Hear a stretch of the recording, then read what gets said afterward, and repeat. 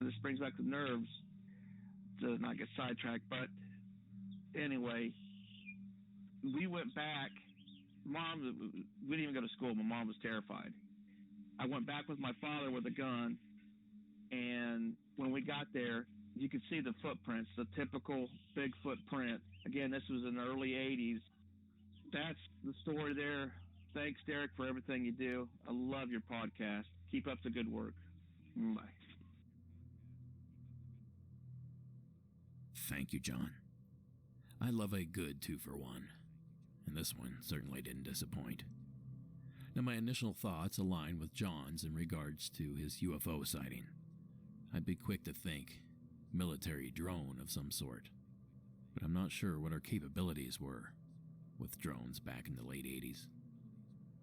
Now, that said, it wouldn't take much imagination to come up with some sort of remote-controlled dirigible or balloon that could explain its ability to hover silently. And I've heard some wild stories come out of Wright-Patterson Air Force Base, so nothing in that area would surprise me. Now, as for the hairy hominid portion of the tale. As an Ohio boy, I know a lot about being a Buckeye. Football, farms, rock and roll, the shoe, Cincinnati chili, or my favorite, Ohio Valley pizza. One of the main things I miss most about being home. Well, there's something else that people in the sticks of Ohio know all about. And as someone that grew up near a big Sasquatch hotspot, Salt Fork State Park was a 20-minute drive from my childhood home, I can tell you that Bigfoot is big back that way. And not just any Bigfoot. See, they have a name for theirs. They call him the Ohio Grassman. And he's the ornery cousin to the Pacific Northwest's gentle giant.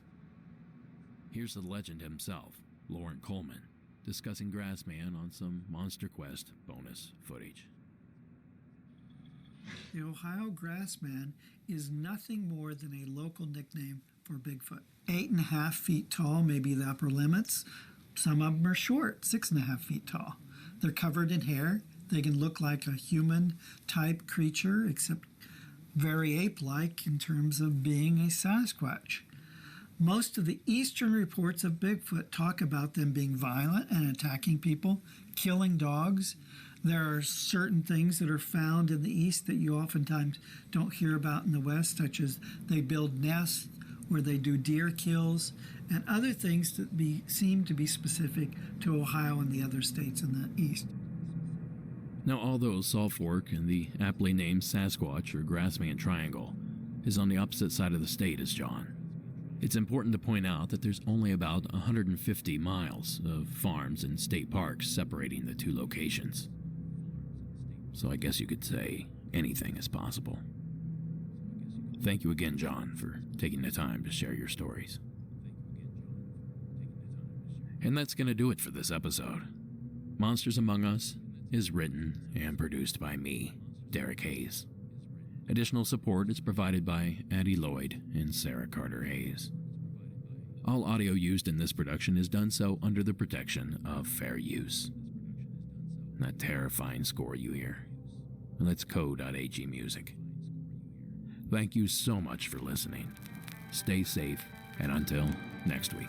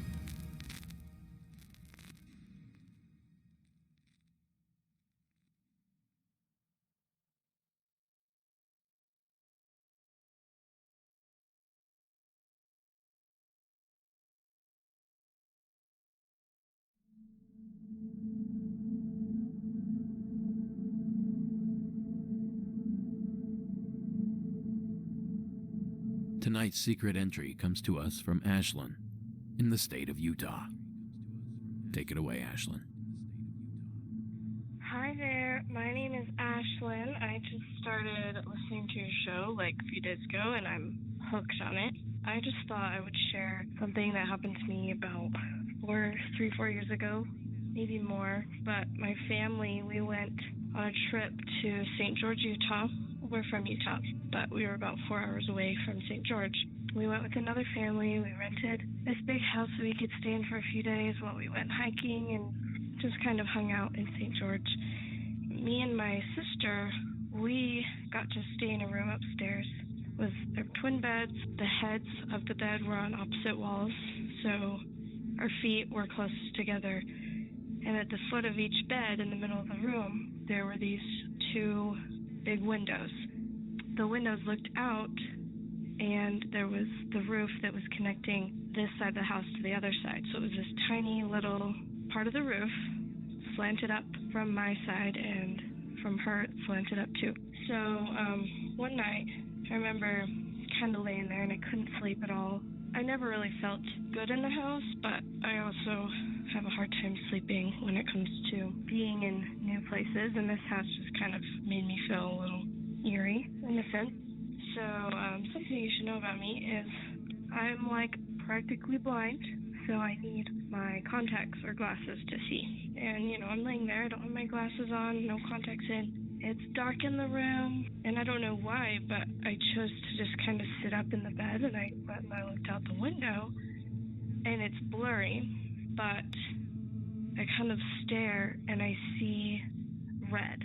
I see like this glowing dot of red and kind of a black outline, and I'm sitting there going, what is that? Like, there's nothing on this roof, because I remember looking out there earlier, and it was just a roof. No, nothing on there. There weren't any glowing lights. There were no parts of the house that were lit up out there. So it was kind of weird. And I thought about it for a minute, and I freaked out, and I sat back, and I just kind of laid my head down, and I didn't move the whole night. Didn't sit back up and double check it. Didn't go running to my parents in the other room. I was like 18 or 17, so I didn't want to freak myself out too much. And so I just laid there. And the next morning, I was like, okay, sit up, look out the window and see if there's anything there. And I looked, and I felt chills just go up and down my body because there was nothing there. I couldn't see any lights, and I know it was daylight, but it wasn't super bright outside, so I had no idea what I had seen the night before. But I tried to look it up on the internet, anything about weird sightings or things running around in St. George, and it could have been an animal, but I think from what I remember, it was very large and just kind of perched there. So it was really weird. My dad, I told him, and he's all for this stuff, and he was kind of freaked out too. And they went and they looked out there. I think someone went on the roof, and there was nothing. So just thought I'd share. From what I can remember, it was some kind of animal outline, but it was the red that I saw that freaked me out. I'm pretty sure it was a red eye just looking, and the chills I had, that feeling was terrifying. So love your show. Keep it up. Thank you for listening. Thank you, Ashlyn, for sharing. I'm a little confused about part of the story. I can't tell if we're talking about one eye or a pair of eyes. If I had to guess, I'd say we're talking about one red eye. So it makes me wonder if this might not have been biological at all.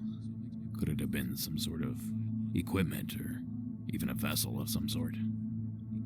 Either way, thank you again, Ashlyn, for sharing that story. And thank you for sticking around to the end of the show.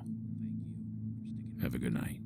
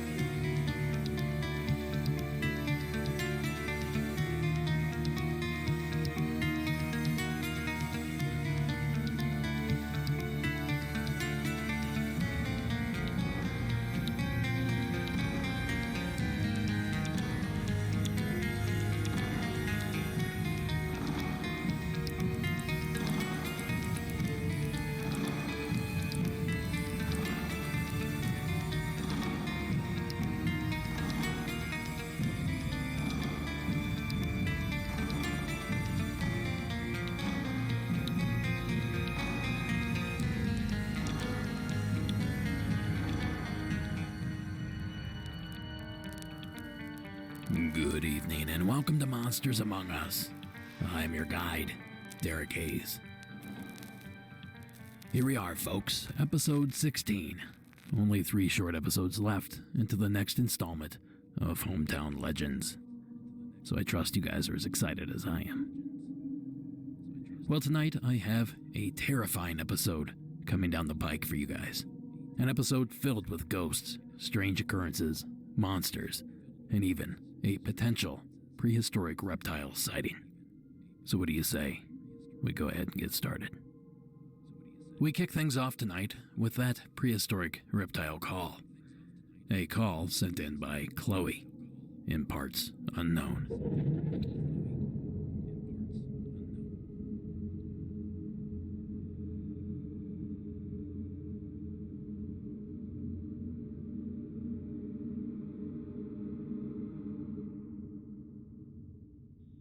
Hi, this is Chloe. I'm a trucker, been doing it for about 6 years now. In my first maybe year or second year, I was on the I-10 corridor somewhere between Florida and probably Louisiana. And up in the sky, I saw what I could only describe as a pterodactyl. I'm fairly familiar with bigger birds, seen like the kingfishers and the cranes and everything flying, and I was 99% sure it wasn't one of those. Don't remember enough detail to truly describe it, but I know it didn't have the crest on the head that some people report. It was just the wing shape, for the most part, that really said pterodactyl to me. I tried to get a picture, but it was too far away. Couldn't really see color or anything, but if it was a bird, it was definitely a big one, and, could have easily been one, but I don't know, that's that story. So my only other story about trucking thus far is I was driving through, I believe, I-84 in Idaho, probably Boise, Idaho, one of the cities on that route. I think Boise might be the only big one. So I'm driving along, it's nighttime, and strangely up in the sky, I see just a really fairly bright red orangish light. And it turns on, and another one or two turn on beside it, just more or less in a straight line, and turn back off. And then a couple more come on and turn off, and they're all mostly in a straight line, a little bit higher, a little bit lower, not like a uniform distance apart or anything. And at first I'm thinking, are they flares? But they weren't falling. They weren't really rising or falling from what I could tell. So flare was kind of out, and it wasn't like a airplane light. There wasn't the red and green. There wasn't any flashing lights. And I just watched these things about every 30 seconds or so come on, and just sort of take turns coming on, and several would be on at once. I think the max I saw was maybe 5 at a time. I literally watched these things for 10, 15 minutes and could not for the life of me figure out what it was. I was fairly excited. Hey, I finally saw something I could call a UFO.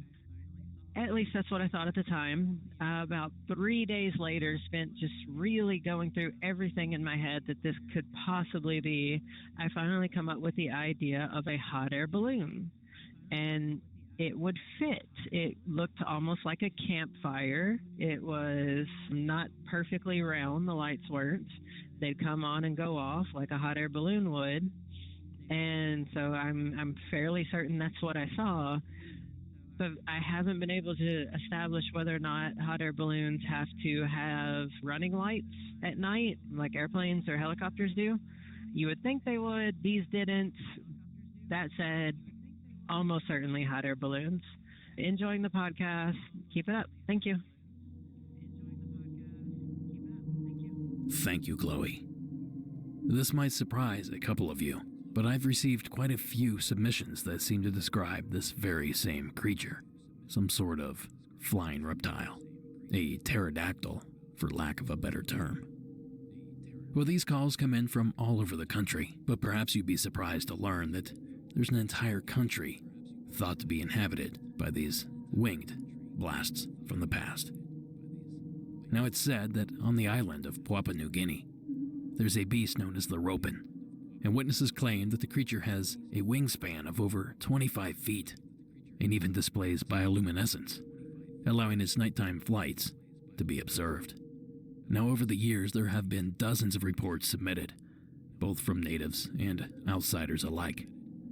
Outsiders like Dwayne Hodgkinson, who saw the creature while on the island in 1944.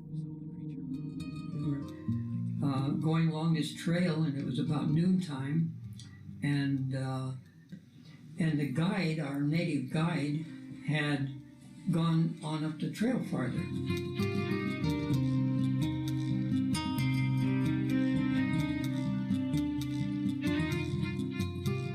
It was a fairly large clearing, a grassy clearing. The grass is probably 1.5 feet or 2 feet high. We heard this thrashing coming through the brush, and we both of us that drew our attention to this area, and then we saw this huge, great big, what I said, bird at that time, take off. I thought it was just a bird, but anyway, it was huge, and as it took off, the wing, I estimated the wing flaps were maybe about 1 or 2 seconds in frequency, and the brush all below was totally swaying from the downrush of the air from these wings. And so the creature flew out a little ways, and we were discussing what in the world was that. And here it turned around and came back, and it was up probably, I would say, maybe 50 or 100 feet above us, and flew right back alongside, and we got a perfect side view of it. And I was just totally fascinated. It had the long appendage out the back of its head, and it had a long neck, and I recall the color was it was a dark color. It could have been, it wasn't a black, but it was a dark color. I was so fascinated with the appendage out the back of his head, and I was watching that as he flew by, and I didn't pay attention to what the end of his tail looked like. So I don't know. And you're sure it wasn't just long legs? No. It was a tail, you just didn't zero in on that. You were zeroing in on more on the head. Mm-hmm. Okay. And now, what was the visibility of the vegetation like between you and the creature? Was it a lot of bushes in the way? No, absolutely clear. At that time, I owned a Piper Tri-Pacer. It has a 29-foot wingspread. Okay. And I would say that pterodactyl had the approximate same wingspread as what my airplane did. That clip comes courtesy of Jonathan Whitcomb, a self-proclaimed expert on the Ropin. I've also linked to a series of interviews Whitcomb conducted on a few locals who also saw the creature. Now, as my research progressed, I began to uncover some information that suggests Whitcomb may have either misinterpreted or outright hoaxed some of these sightings to help support his creationist ideology. Now, I've actually linked to a video by Trey the Explainer. He does an amazing job of explaining Whitcomb's precarious involvement in this situation. In case you're not picking up on this, take this Ropin thing with a huge grain of salt. So at the very least, Chloe, it appears that you're not alone in what you saw. Explaining it away is another thing altogether. So thank you again for taking the time to share. Now our next entry delivers on the promise of ghosts, or at the very least, some other sort of otherworldly entity. This is Daniel's story from the state of Washington.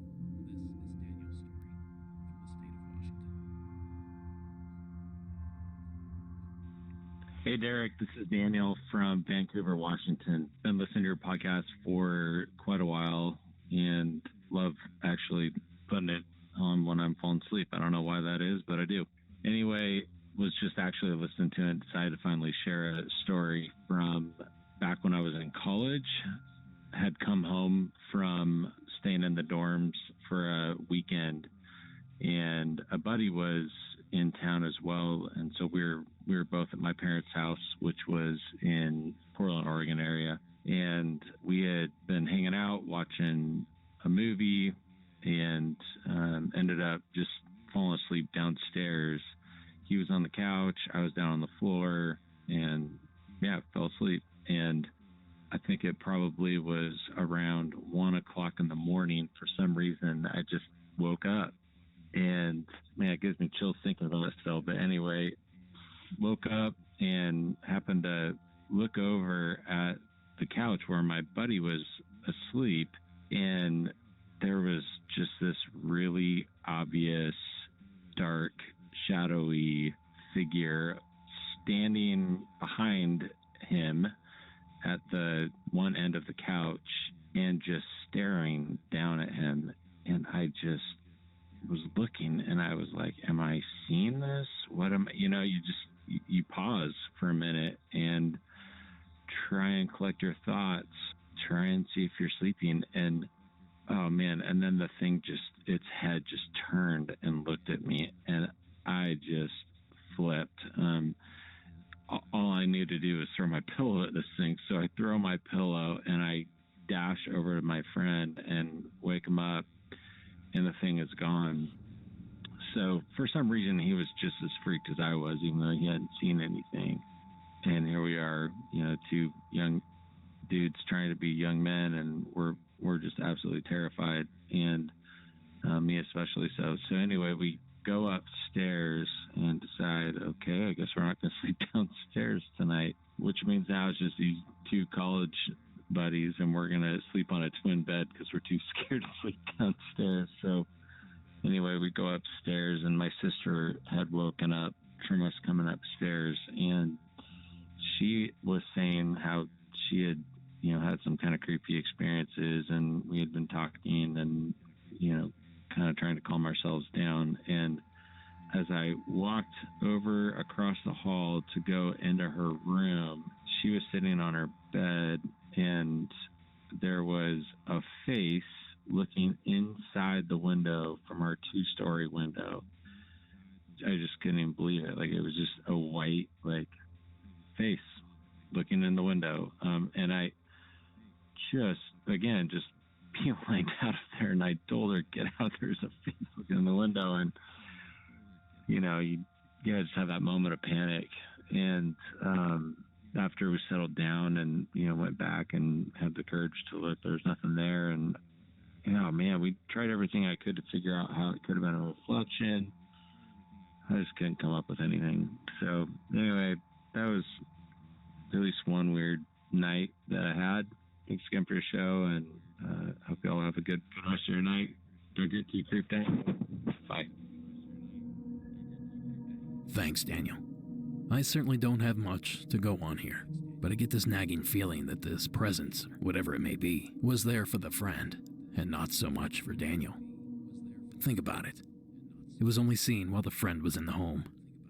It was standing over the friend when it was witnessed, and the friend had a very visceral reaction to it, despite the fact that he wasn't awake to actually see the entity. Almost as if he'd seen it before and was already afraid of it. Now, we've obviously talked about spirit possession and ghost attachment before, so perhaps it's something along those lines that's going on here. Either way, something tells me, though, Daniel, that if you were to press this friend for some information on this encounter, I'd bet my bottom dollar that he'd be able to tell you a lot more than you would think. Thank you again for taking the time to share that entry. Now, our next tale of the evening takes me back home. Sort of. The following is Sean's call from the state of Ohio.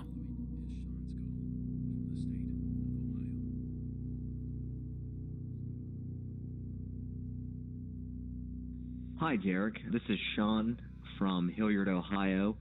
I left you the story about the haunted house on Walker Road, and I've got a alien black cat story I've recently heard. So, this isn't my story. I farmed my entire life. I've worked on farms, and nowadays, farm hands come and go. A lot of these guys are in trouble or really don't have a lot going on in their life, so they turn over every couple of years. Well, about 2 or 3 months ago, our new guy, Dave, was hanging out with us, my father and I, after we got done working one day. And we talked about there'd been a bear spotted close to London, Ohio, where our farms are. And that's kind of a big deal because we don't see bears that often in this part of Ohio or in Ohio in general. So we talked about what the weirdest animals we've ever seen farming, because this guy, Dave, he used to farm too in Mississippi. So I had seen a really big owl once. I think it was a horned owl. And my dad had seen a bobcat. And this guy straight up says, well, I saw a panther.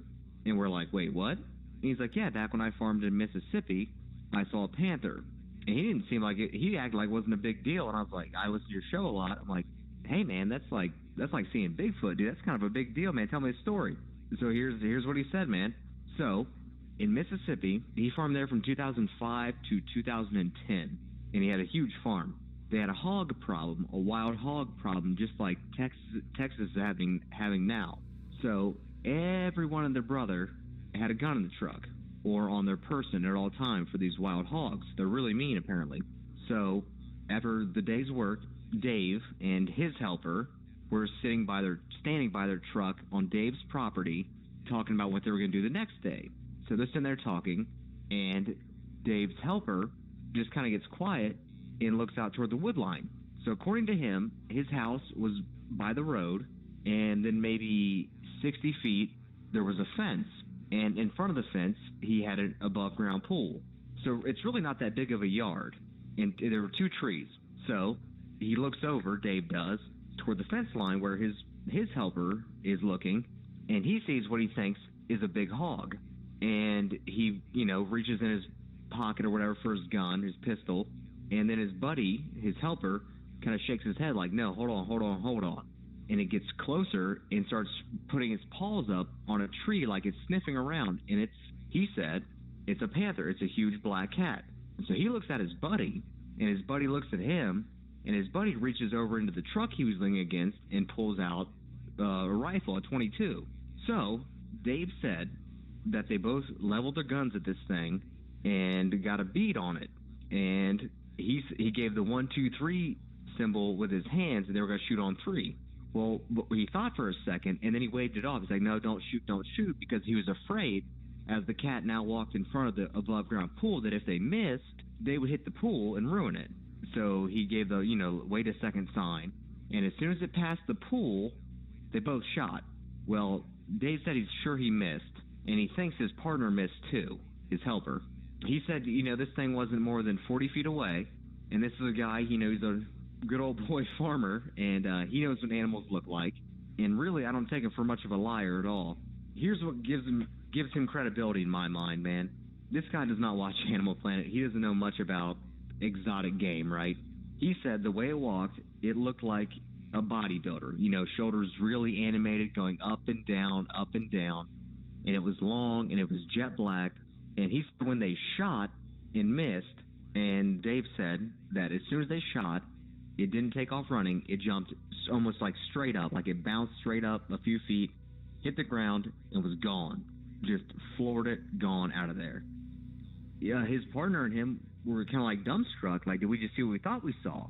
So Dave, being a pretty normal guy, told everyone he worked with and anyone at the bar the next day. And he said that the old timers that he spoke with, because there are a few that work on those farms, they're huge farms in Mississippi, they weren't that surprised.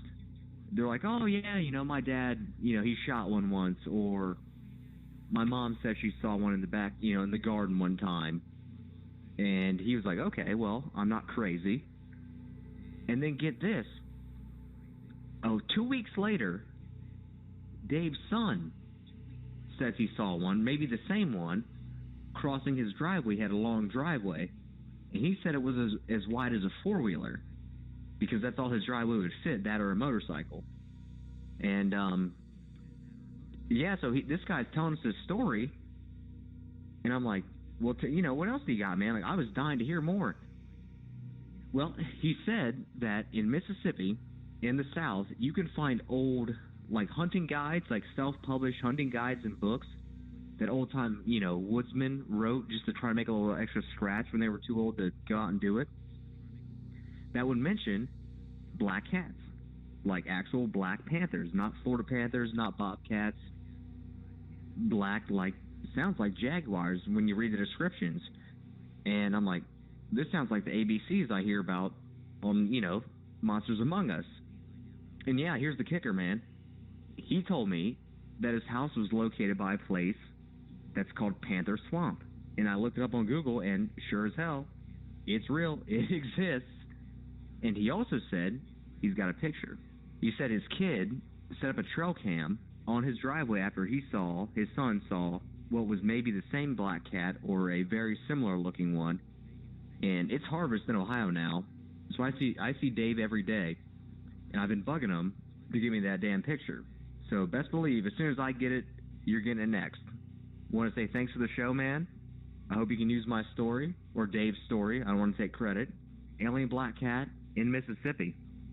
Take it easy, man. Thanks. Thank you, Sean. I actually know the Hilliard area very well. In fact, I lived there for about a year once. Now, I think Sean might have hit something right on the head here. The mention of jaguars. Now, I won't beat a dead horse any more than I need to, but I feel it's important to mention that cougars or mountain lions are extinct east of the Mississippi, save for a few small pockets in the state of Florida. In addition, even if that animal did run rampant in the east, there is no scientific evidence of a single black specimen. Not to mention dozens of black ones roaming around the countryside. But the jaguar is different. It is known to be melanistic, all black, and as of late has been photographed and confirmed in states like Arizona. So who's to say that these magnificent creatures haven't simply traveled further north, replacing the range of the extinct eastern mountain lion? Stranger things have happened. Oh, and I should add, prior to European intervention, the jaguar's range included the bottom half of the western and midwestern United States. So thank you again, Sean, for relaying that story. Now, in regards to our next call of the evening, there's a group of people out there that I fully expected to hear more from when I started this show. Pizza delivery personnel. Well, finally, I got what I wanted. The following is Will's submission from the Peach State of Georgia. Hi, my name is Will. I live in Hiram, Georgia. I work in Marietta, which is roughly about half an hour away from where I work. I work as a pizza delivery driver. I had an experience yesterday in Marietta. I was on a delivery. Had a rather large delivery order. Get to the house. There's lights on. There's people standing outside waiting for me when I pull up. I talked to the gentleman that has ordered the food, and as I'm handing him all the food, he hands me the money to pay for his order. He sets the food down.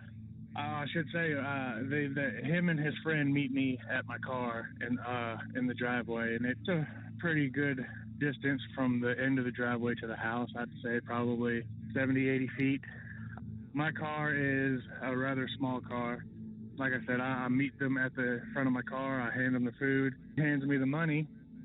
And as I turn to get back into my car, which, the door is right behind me.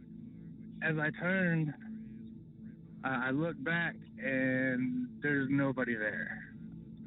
All the lights in the house are off. The two gentlemen, they just disappeared. I didn't hear any footsteps for them to have run off. Like I said, the driveway was about 70, 80 feet maybe. It was a little unsettling. It was probably about 1 o'clock in the morning, a very late delivery. He paid me. I had his money in my hand, but the food, him, his partner that was there, they were gone.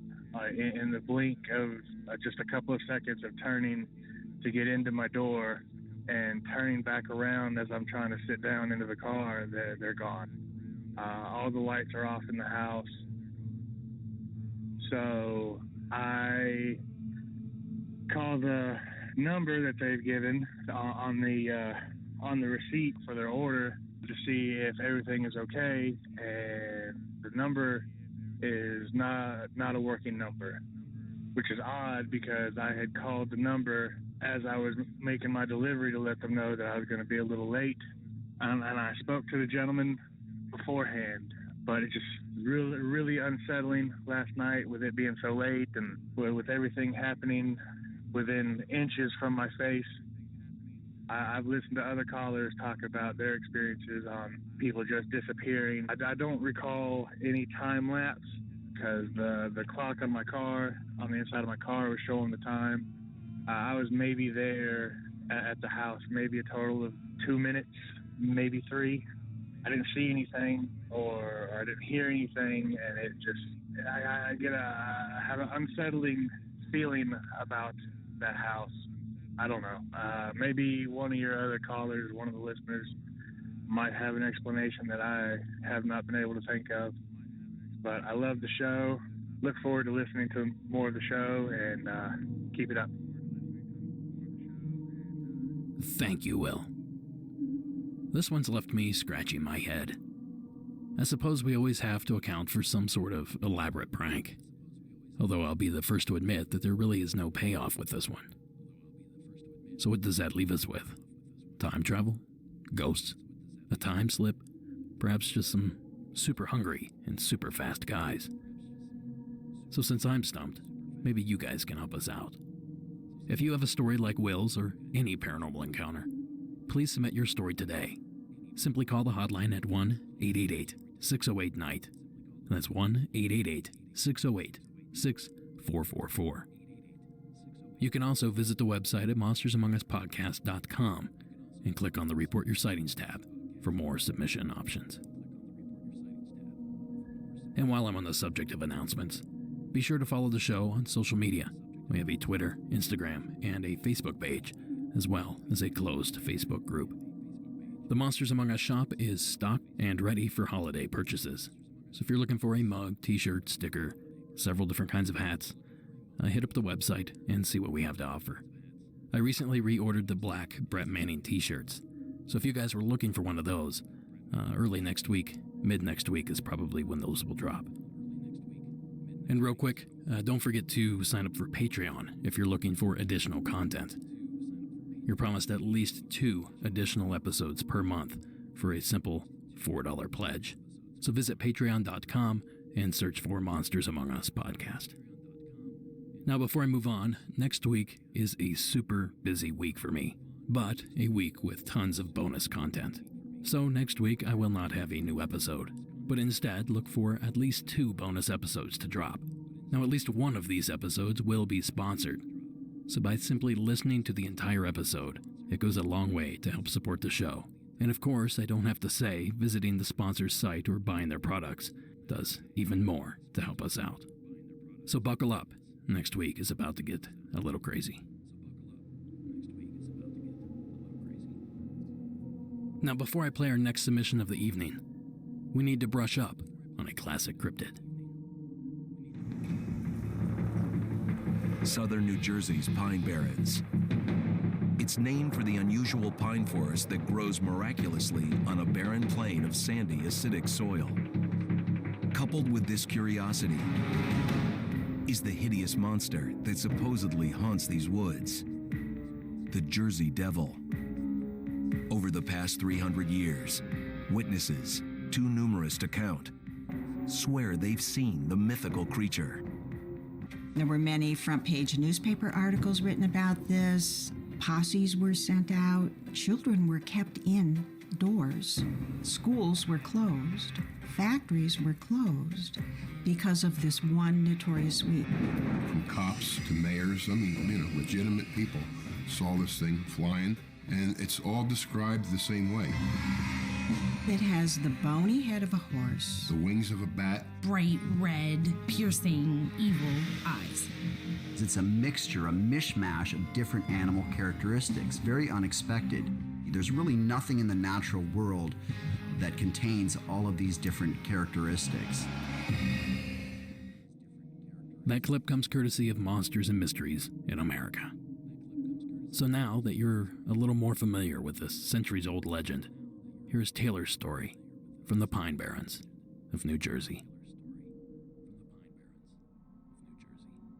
Hi Hi, Derek. I'm a first-time caller. My name is Taylor, and I'm from South Jersey. I wanted to share the time I think I saw the Jersey Devil. So, again, I'm from southern New Jersey, and back when I was in the 6th grade in 2008, a large part of our curriculum was building up to our big class trip, where we went to a place called Mount Misery, which is in the Pine Barrens of South Jersey.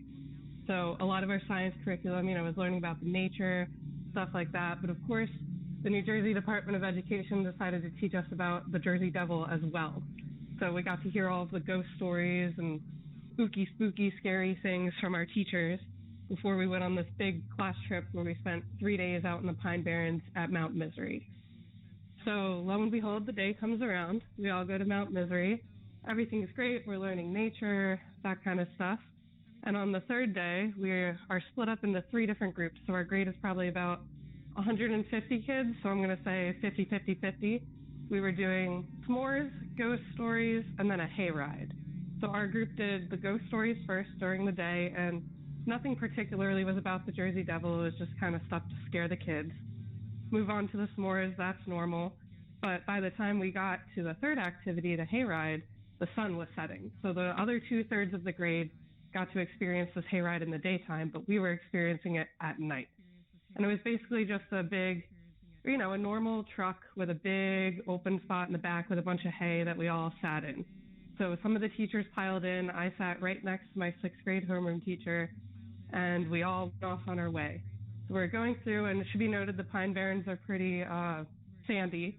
So we're going through all these sand gravel paths at night, and it gets so dark that my teacher is shining her flashlight up at the branches so we can see when to duck and not hit our head.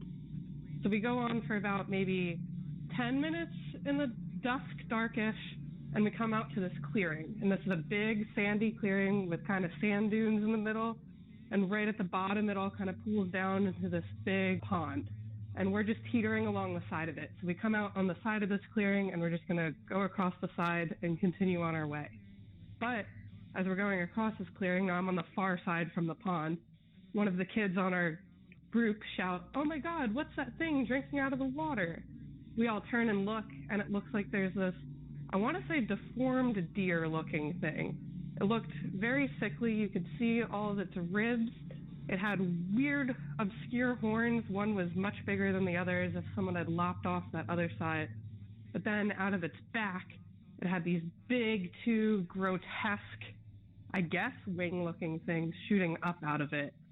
And of course, when this kid yells, we all look over and see this sickly, deformed-looking deer, which is how all of the teachers have described the Jersey Devil to us this entire school year.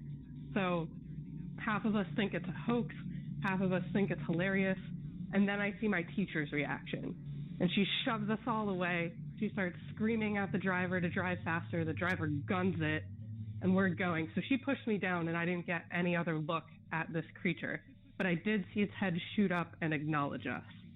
So after it acknowledged us and she's gunned on the gas, we're headed out of there. I see my teacher visibly shaking, and she's holding all of us back. And that's when I start getting the sense, maybe this isn't a joke by the teachers. Maybe it is something real. But I can tell the group is kind of 50-50 on this. Eventually, we get back to camp totally unharmed, and we roll out, and our whole hayride is laughing and joking because obviously this was something the teachers did to joke us, or trick us, right? But I noticed my teacher again because I have some suspicions, and she goes over and starts talking to the other teachers about what they saw and if they should start locking up our cabins at night or like what was out there, just speaking in hushed tones. So at that point, I knew something was up. We really saw something out there. And I'm still to this day not sure if it's actually the Jersey Devil or if I just saw some weird deformed deer. But I did watch an episode of Paranormal State, if you've ever seen that show. And they went looking for the Jersey Devil, and they caught some weird deformed-looking deer on their thermal camera. You can go Google image it if you search. But that whatever that was, that's exactly what I saw.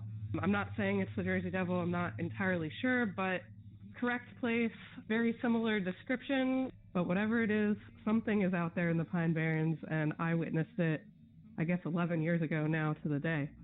But in any case, thank you for listening to my message. I really enjoy your podcast, and I definitely will keep listening to you guys while I'm at work. Thanks, Derek. thank you, Taylor. I believe this is only the second submission that possibly describes this infamous cryptid. And I have to say, Taylor's description really describes the devil. So what was it? A deer with deformities? A trick of the eye? Or possibly a prank put on by the teachers? Well, my biggest suggestion here, Taylor, is to look that teacher up. She has to have a Facebook account. Reach out to her and ask point blank what happened that night. And when you find your answer, be sure to let us know.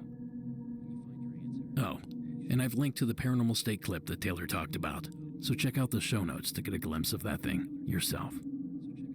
Thank you again, Taylor, for sharing that amazing tale.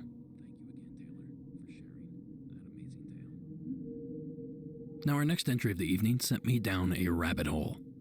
Let's see where Patrick's story takes you. The following is his tale from the state of Kansas.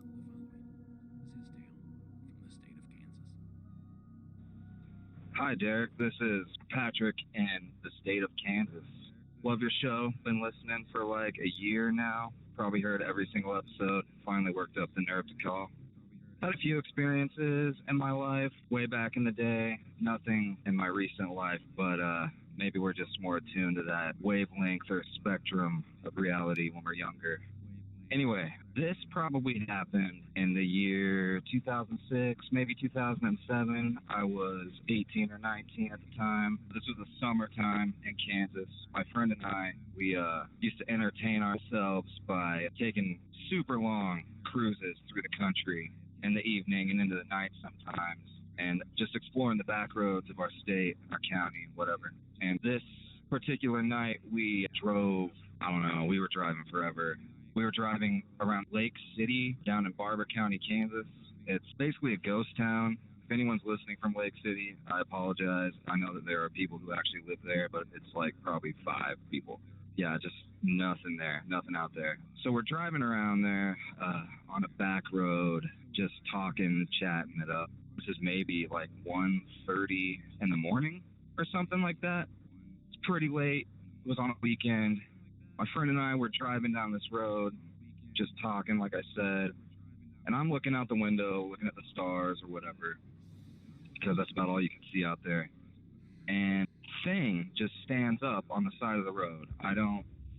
We couldn't see what it was. It just stood straight up. It seemed to be about the size of a deer. I saw it. My friend saw it at the same time, so he kind of pumped the brakes. The deer are a pretty common sight anywhere, and in Kansas also. So we thought nothing of it at first, but we stopped so we didn't hit the deer. And next thing we know, this thing leaps completely across the road. Like, it doesn't run across the road like a deer. Also, a deer wouldn't run across the road. It would run away from us. Yeah, it ran across the road basically on 2 legs. It was maybe 4 or 5 feet tall, bipedal. It moved very fast. We couldn't really see much detail, except for when we saw it initially, when it stood up, the headlights must have caught its eyes. Its eyes were bright red when they caught the headlights. Seemed to be covered in dark hair, maybe had dark skin. Couldn't get any detail, so that was pretty strange. Ran across the road, ran to the other side of the road, into the field, into the darkness where we couldn't see it anymore. My friend and I were just sitting there staring at each other like, what the hell was that? My friend, I think, suggested, oh my God, was that a chupacabra? I thought it was hilarious. I said, maybe it was like a little Bigfoot. I don't know. Couldn't see any details. So we kept driving away from there, and it's 1:30 in the morning in Barber County, Kansas, which is close to the Oklahoma border, and there's like the most populous town in that county is maybe 2,000 people. And it was nowhere near where we were. We're about 30 miles away from it. And as we're driving down the road, this big white pickup truck, like a new model pickup truck, comes screaming towards us in the direction of whatever the hell it was we'd just seen. You know, we don't think anything of this at first because even though it's late, people in Kansas drive trucks, especially out in the country. You know, if it had been a farmer or something, you know, who knows. So anyways, this truck is driving towards us, and it passes us. and we just kind of made a mental note. It was a newer model truck, white, large. It was going really fast. I mean, we were peeling out of there probably around 50 miles per hour, about as quick as you want to go on a dirt road. They had to have been going about 80, maybe 90. They were hauling ass towards that thing we just seen, which, you know, we thought nothing of at that moment. Anyways, we passed that truck, and we're still driving, wondering what the hell it was we had just seen. And then we see this other truck coming up towards us. We didn't know it was a truck at the time. We just saw headlights, you know, because they were off in the distance. And they closed with us really fast because they were hauling too. And as we passed, we saw that truck was the exact same make, model, year as the truck that we just passed, which is not common at all to see that much traffic on a dirt road in the middle of nowhere at 1:30ish in the morning in the middle of Kansas, let alone two trucks that are the exact same make and model. It's pretty strange. By this point, we're like, what is going on? You know, so we keep driving. If you've ever driven back roads of the Midwest, you're from Ohio, so you probably, I don't know, it might be a little more hilly, windy there, but yeah, roads just go in straight lines here in Kansas. So we are driving straight, and we see another set of headlights, and this one is hauling ass too. Just gains on us in no time. They were going like 80 as well, past them. This was a large, white, new model van. We got no look at any of the plates or anything, but it was just, yeah, pretty weird that we saw something that ran on two legs about the size of a small person, you know, in the middle of Kansas, in the middle of nowhere, and heading in its direction with great speed. Were three new model white vehicles of unknown origin. I don't know what that was. Pretty strange. You know, our minds went to conspiracies, aliens. You know, I have no idea. But that was pretty weird. Anyways, again, love your podcast, man. You take care. We'll talk to you later. Bye. Thank you, Patrick. This was a fun one. I remember doing something very similar when I was younger. Small town boredom can be brutal. When I cruised the back roads, however, I'd often strap my video camera to the dashboard and record the back roads in hope of something like this thing popping out. Patrick, I wish you had a video cam on your dashboard. Now, I love the layers to this story. It's almost like an 80s horror classic.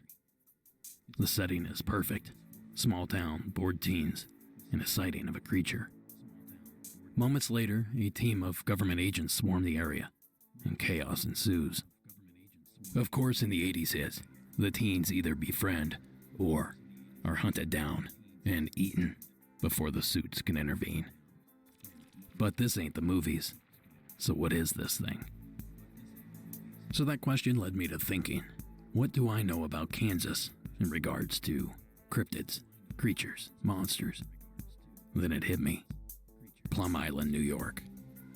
And a research center conspiracy theorists claim created Lyme disease as a form of biological warfare.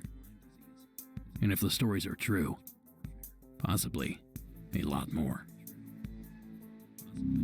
Less than 100 miles from New York City is Plum Island Lab.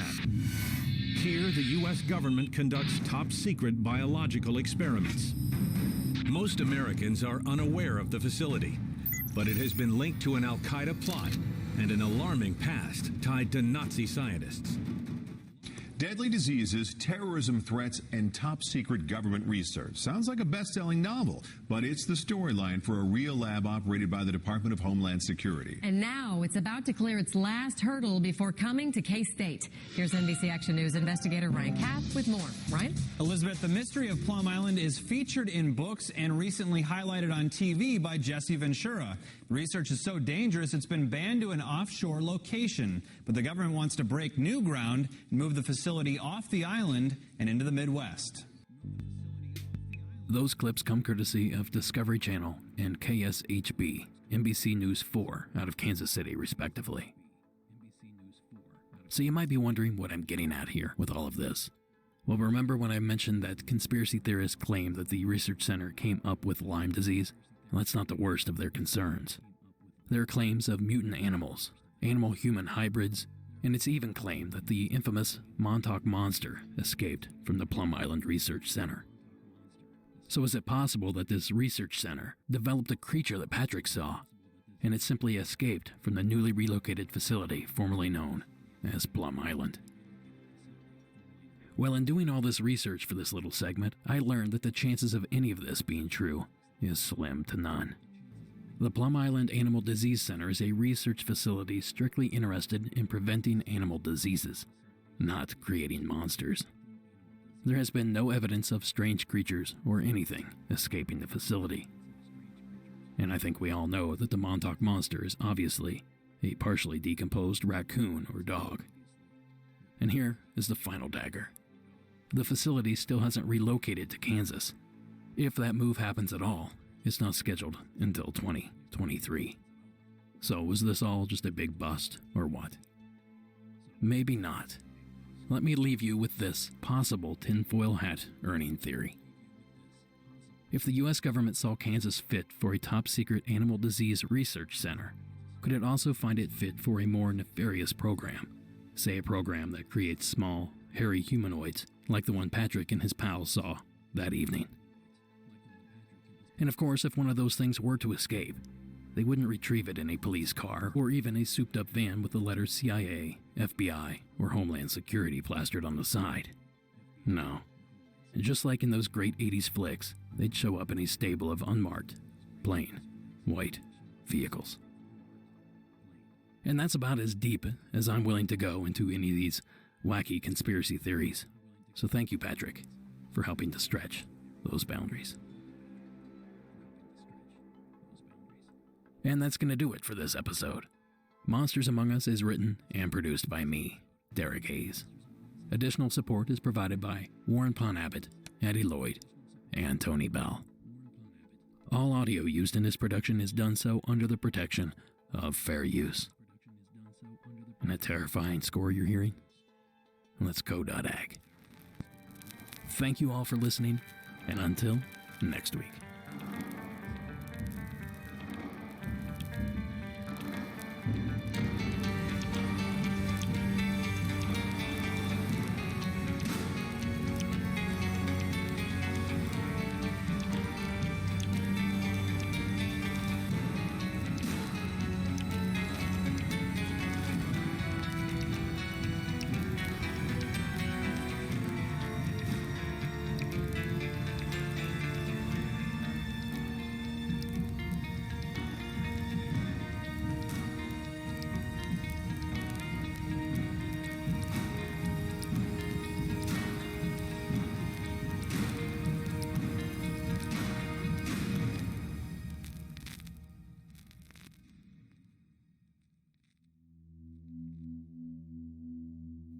So tonight's bonus story was a written submission read by the wonderfully talented Warren Pon Abbott. The following story was submitted anonymously from the state of Minnesota. I've told this story before, but not many people take me seriously. This happened in Minnesota while I lived with my parents. I was 16 about 5 years ago, and we lived in the woods. My parents still live there. My bedroom was very small, about 5 foot wide, and I had a window across from my bed. The window sits high off the ground, and from the outside, the top of the window is probably 7 foot off the ground. I had most of the window covered except for 1 square foot at the top right corner.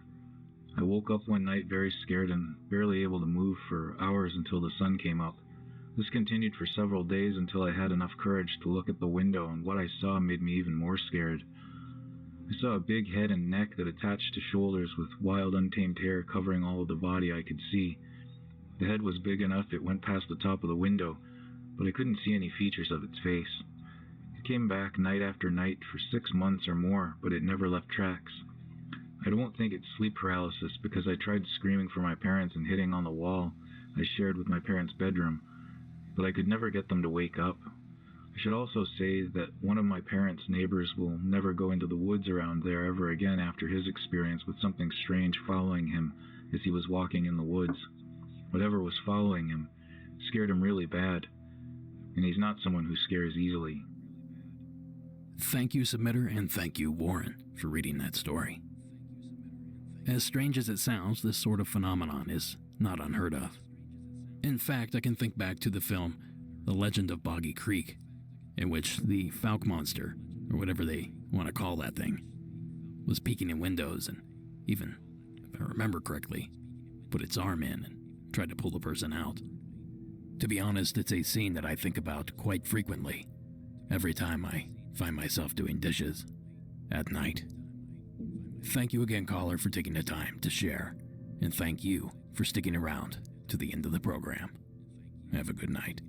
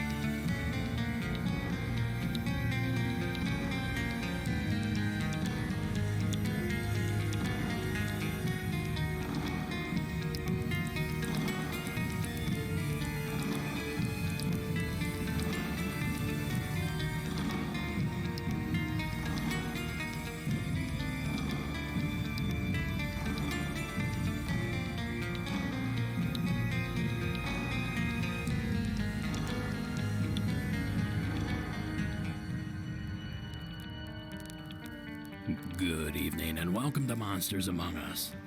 I am your guide, Derek Hayes. Welcome back to the program, everyone, and I trust that everyone here in the States had a marvelous Thanksgiving. Well, as it turns out, our Thanksgiving was it was a bit of a nightmare.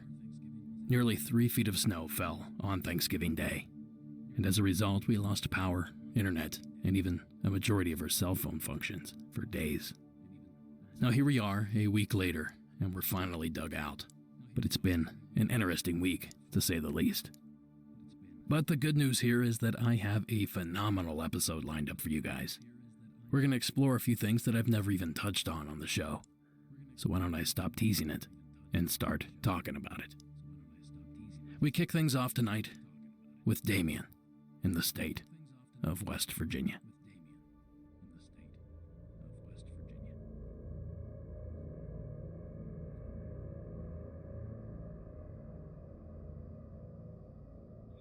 Hey, Derek, this is Damien from West Virginia.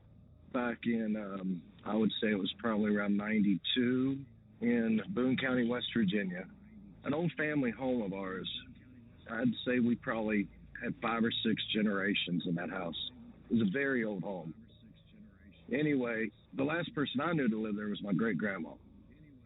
Well, my mom had taken it back over in 92, and she was living and working in Guantanamo Bay, Cuba, so the house was empty. She had just refurnished it. So I, being maybe 18, had just had my first daughter, so I moved in with my girlfriend at the time and our daughter. And from the beginning, the place felt strange. It just always felt like you were being watched or odd noises. Not to mention it was a very old home. The one I want to tell you about, there's many, but this one in particular, one night I was sleeping and something woke me up, and it was a little after 3. I'll always remember that because to this day, after 3 scares me to when I wake up. There was like the only way I can explain it is if you feel a balloon with static, just the feeling of it, the whole room felt like that. The air felt like that. Like crackly. I'd go in the kitchen and get something to drink, and I was half asleep. But I got to the doorway, and the door goes straight in the living room. There's no door there. It's just a doorway. I get in the doorway, and there's only one little light coming from the kitchen, but it lights up in the living room. You can still see everything. Out of the corner of my eye, something, and I turn and look, And on what looks like our old buffet table is a coffin. I'm getting chill bumps now. In the coffin, I can see a face raised up that looks just like me. It freaked me out so bad, I instantly jumped back in the doorway of the bedroom, turned on the light, started hollering for my girlfriend at the time to wake up. Told her what happened, poked my head back around the corner, and there was nothing there. The static feeling was gone, everything was back to normal. It was that quick. Well, as time went on, over the next few days, I told some family members about it. Well, my Aunt Teresa, who was the family genealogist or whatever that traces the family histories, she said, "You've never seen pictures of your great-great-grandpa Shirley, have you?" I said, "No," which would have been, I guess, my great-grandma's dad. So she goes and gets an old picture, and he was the spitting image of me, except he had 2 moles on his forehead. They always called him his horns, because she said I'd looked like him from the day I was born. She always thought I looked like him. And she said that this is the part that gets me. His funeral was at the house, and the viewing, and they used to set the coffins up on the old buffet table by that back wall. Recently, that house, I went back years, probably 5 years ago, the house has been torn down. Unfortunately, everybody, the whole family moved out of the holler and live at different places now. But I love your show. Been listening for a while, and I just wanted to call and share that story with you. West Virginia, we got quite a few of them. I'll probably call back. Thank you, Derek. Thank you, Damien. Listening to your story, I felt like a moviegoer that's just figured out who the murderer is. As soon as Damien mentioned the coffin, my mind went immediately to the home funerals of the 19th and early 20th centuries. You see, back in those days, the funeral and subsequent preparation of the body was done at home, typically in the kitchen. The coffin itself was displayed in the parlor,